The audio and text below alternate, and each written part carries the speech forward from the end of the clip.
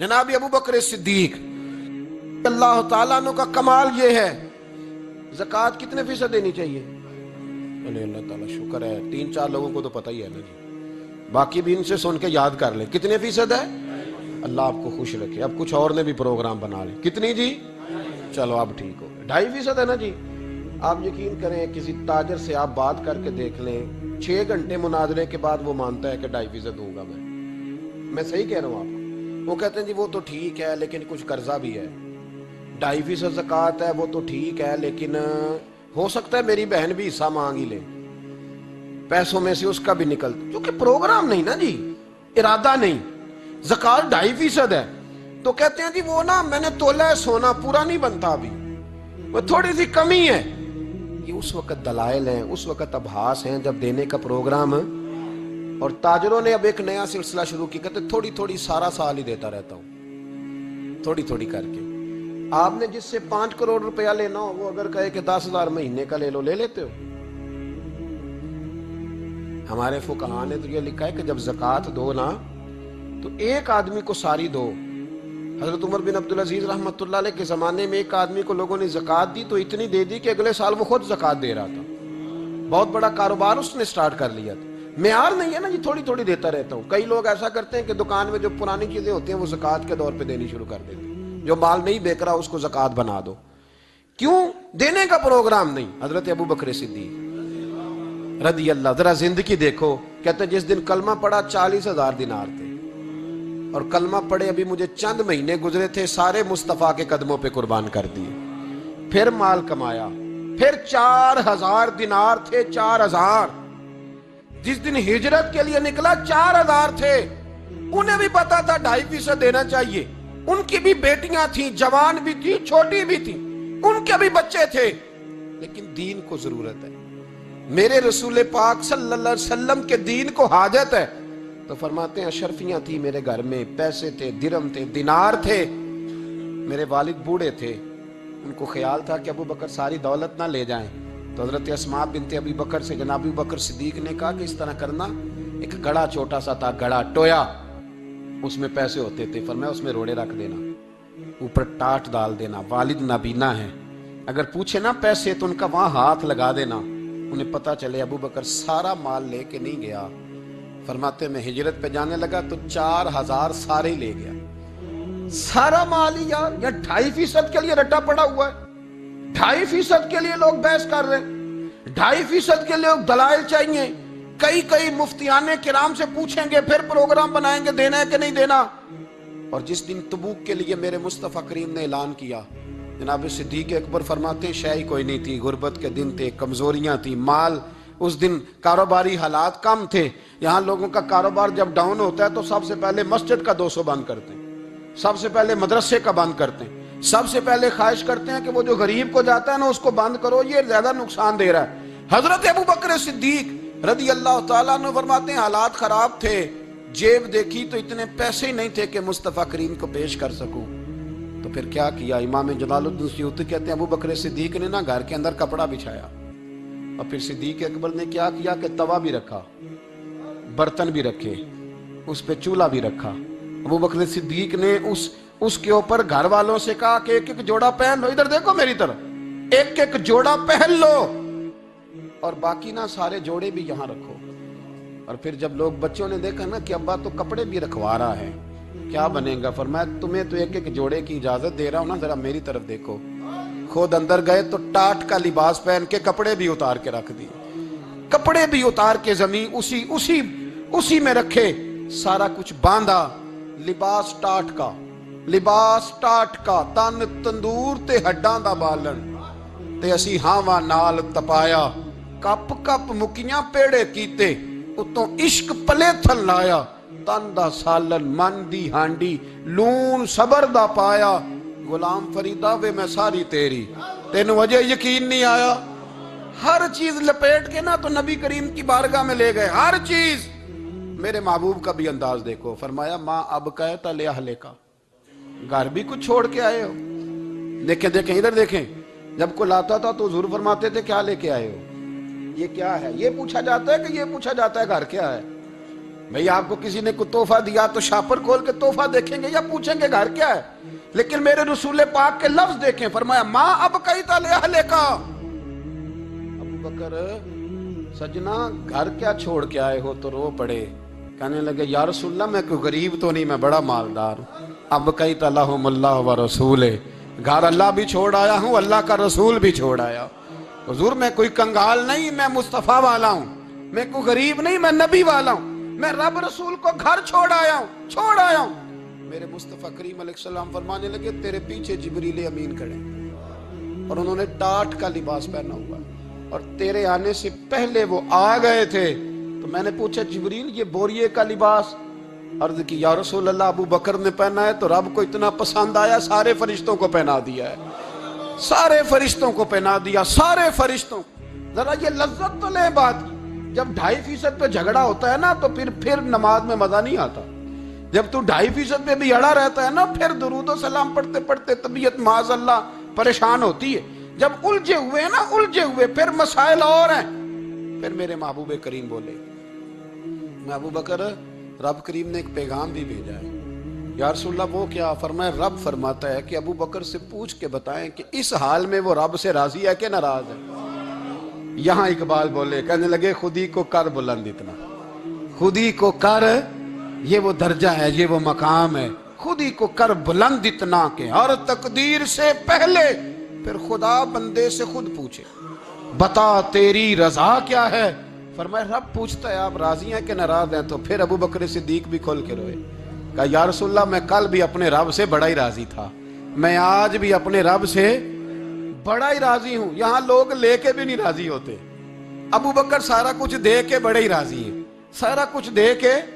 شریعت کا قاعدہ ہے کہ سارا مال آپ اللہ کے رستے میں نہیں دے سکتے، قانون شریعت ہے۔ حضرت ابی بن کعب نے کہا تھا یا رسول اللہ سارا دینا ہے، فرمایا نام بھائی چوتھا حصہ دے، 3 حصے بچوں کو دے۔ حضرت ابو لبابہ نے کہا تھا میں اس پر دلائل دے سکتا ہوں، احادیث موجود ہیں، حضور سارا مال دینا ہے، فرمایا نام بھائی چوتھا حصہ دے، 3 حصے بچوں کو دے۔ حضرت سعد بن ابی وقاص نے کہا تھا یا رسول اللہ صلی اللہ علیہ وسلم میری ایک ہی بیٹی ہے، سارا اللہ کے رستے میں دیتا ہوں، فرمایا نہ 3 حصے بیٹی کو، چوتھا حصہ دے، تیرے بچے لوگوں کے ہاتھ دیکھے میں گوارا نہیں کرتا۔ ان سے کہا کہ چوتھا حصہ دو تب قبول کروں گا۔ ابو بکر صدیق سے فرمایا تو سارے لے آ، تیرا سارا ہی قبول ہے، تو سارے لے آ تیرا۔ اور ایک لفظ حدیث میں ایسا ہے آپ یقین کریں، غلام ہوں کسی فقیر کا تو جب میں اس کو پڑھتا ہوں نا تو آپے سے بات باہر نکل جاتی ہے۔ حضور کا ایک فرمان ہے، جب اس پر توجہ آتی ہے نا تو مطلب یہ کہ لفظ جو ہے نا وہ ٹوٹ جاتے ہیں، بکھر جاتے ہیں، اور دل کہتا ہے کہ نہیں یہ جو ہے نا یہ میراج ہے، یہ اصل ہے، یہ حقیقت ہے۔ وہ ترمذی کے لفظ ہے پر آپ یقین کریں کہ لگتا یہ ہے کہ دنیا محبت ساری سمٹ گئی اس میں۔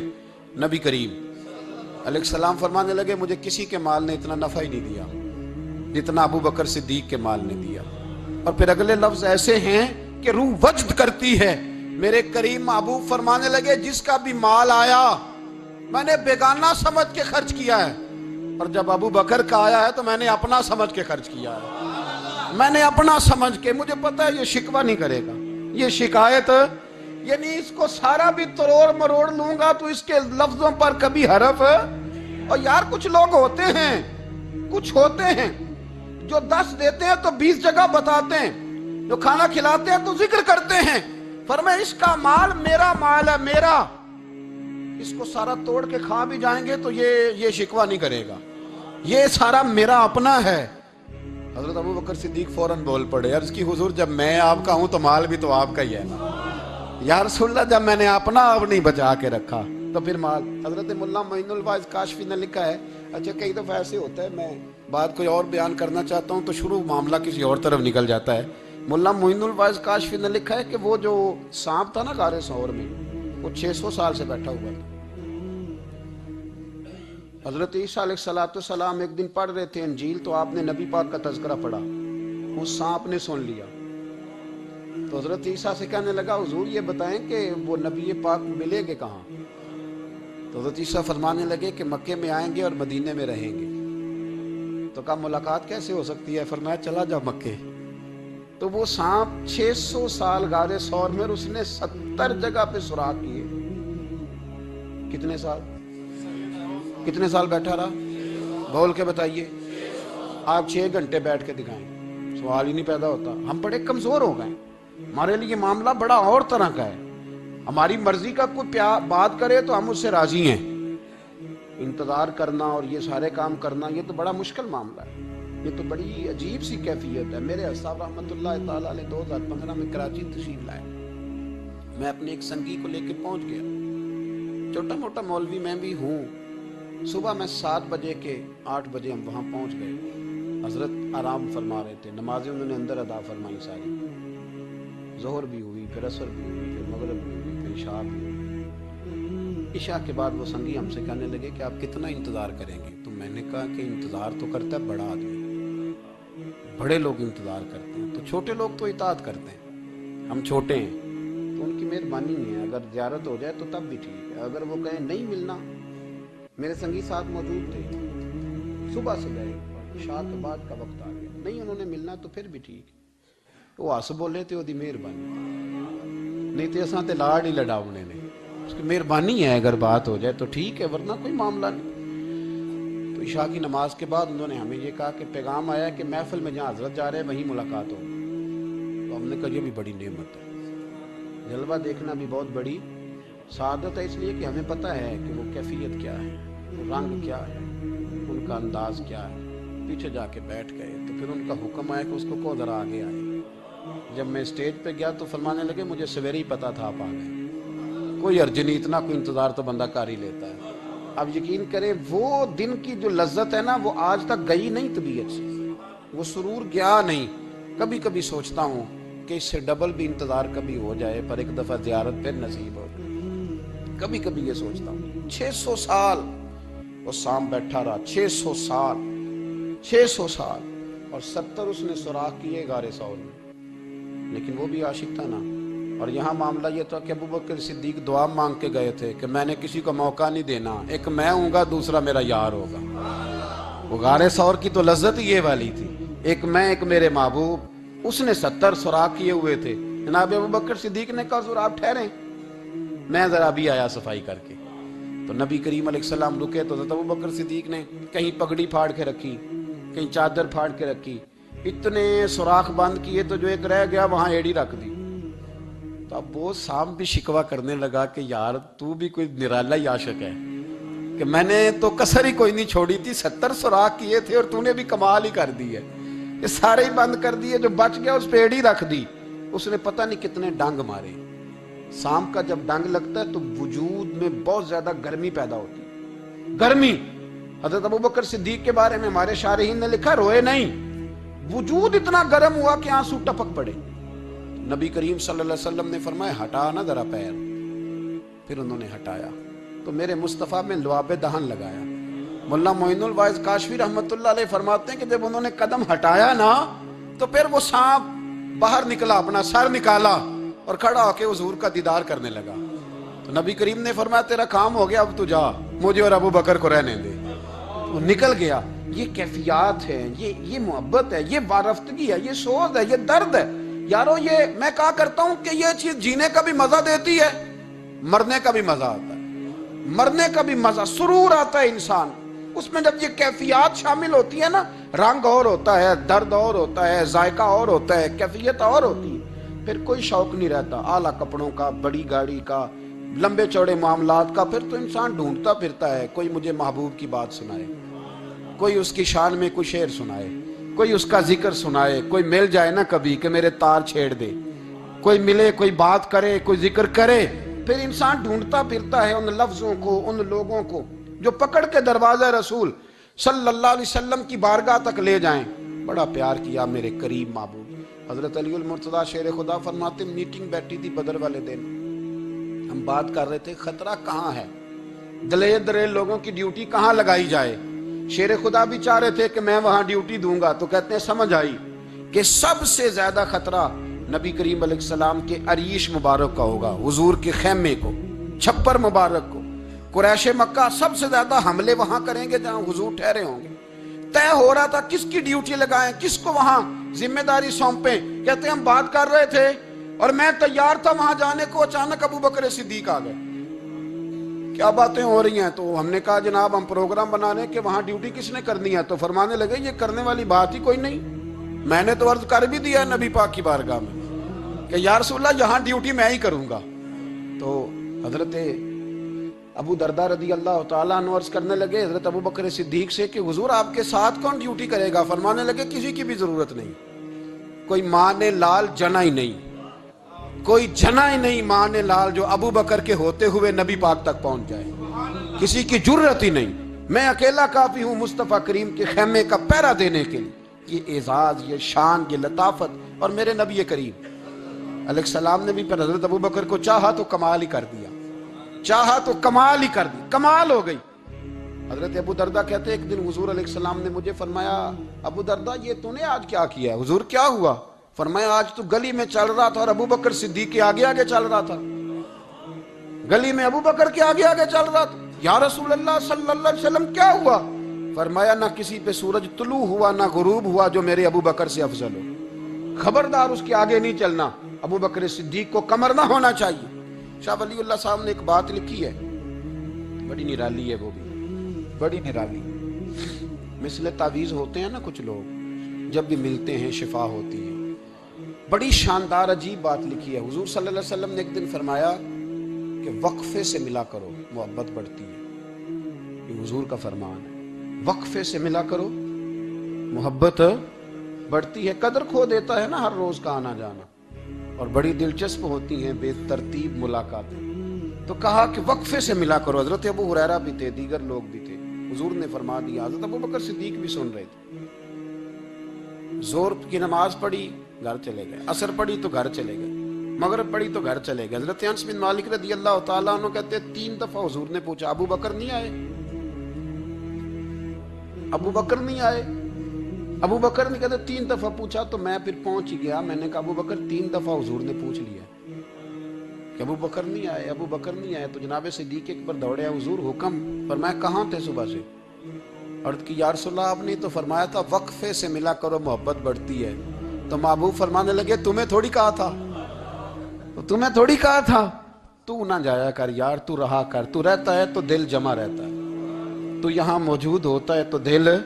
اب یقین کریں کچھ لوگ ایسے ہوتے ہیں جن کے بارے میں دل کرتا ہی نہیں بندہ خرید کے پاس رکھ لے، ان کو خرید لے، یہ یہی رہیں، یہ جائیں نہ، اس لیے کہ ان کا لب و لہجہ اور ہوتا ہے، ان کا طرز حیات اور ہوتا ہے، طرز غلامی اور ہوتا ہے، طرز فرما برداری اور ہوتا ہے، انداز اور ہوتا ہے۔ فرمایا تو نہ جایا کر، یہی رہا کر۔